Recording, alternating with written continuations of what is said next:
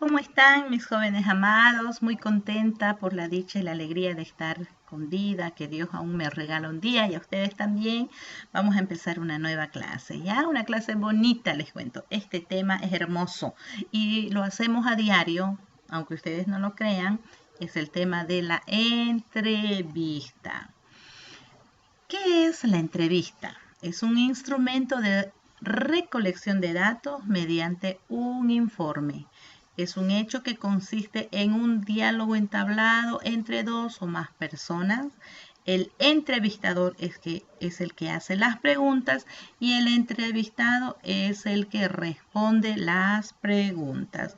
Cuando ustedes llegan al colegio y le dicen, hola, ¿cómo estás? El otro le dice, bien, miren ustedes, ya están haciendo una entrevista, ¿no?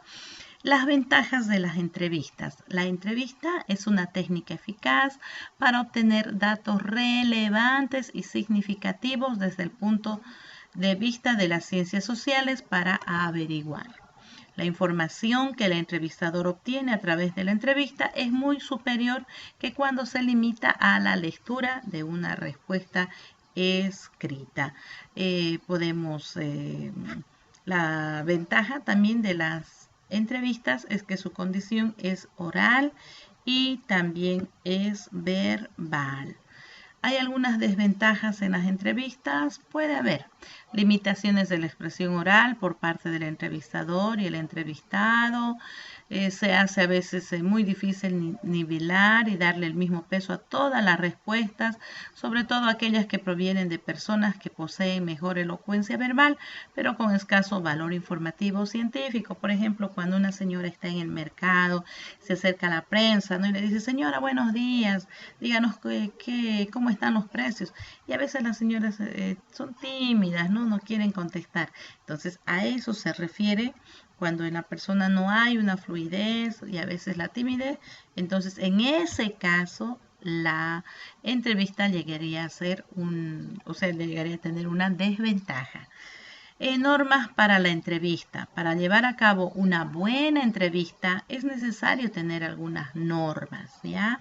Por ejemplo, aborde gradualmente al interrogado, creando una corriente de amistad, identificación y cordialidad, ¿no? Tenemos que tener para eso una cierta confianza, ¿no? Donde ambos podamos estar tranquilos, especialmente el que va a ser entrevistado. Ayude al interrogado para que se sienta seguro y locuaz.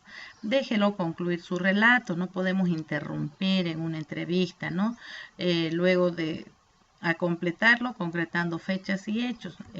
El entrevistado debe hablar con tranquilidad.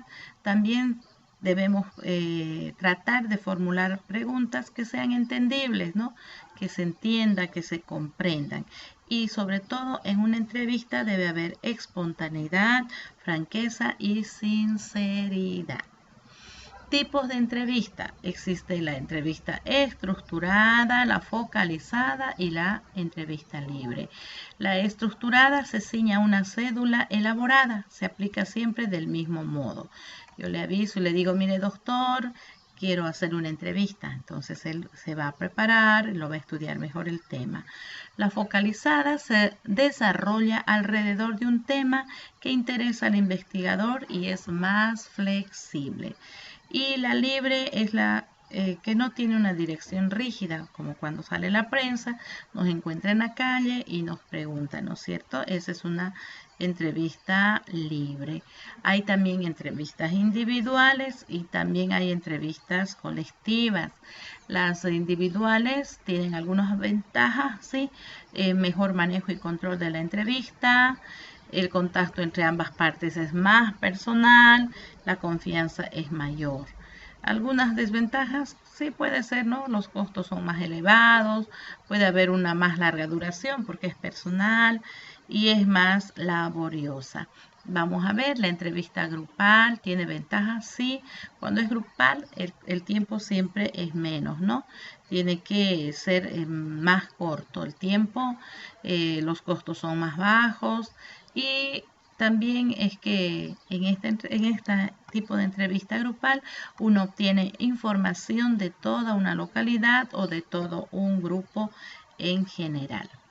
Algunas sugerencias generales: mostrar interés y evitar gestos de desaprobación, ¿no? Cuando nos hacen una entrevista tenemos que ser amables, cordiales, sonreír y tratar de no hacer gestos feos. Abstenerse de opinar y no influenciar en la respuesta, tratar que no queden preguntas sin respuesta, tratar siempre de contestar, pedir aclaración cuando no se haya entendido la respuesta.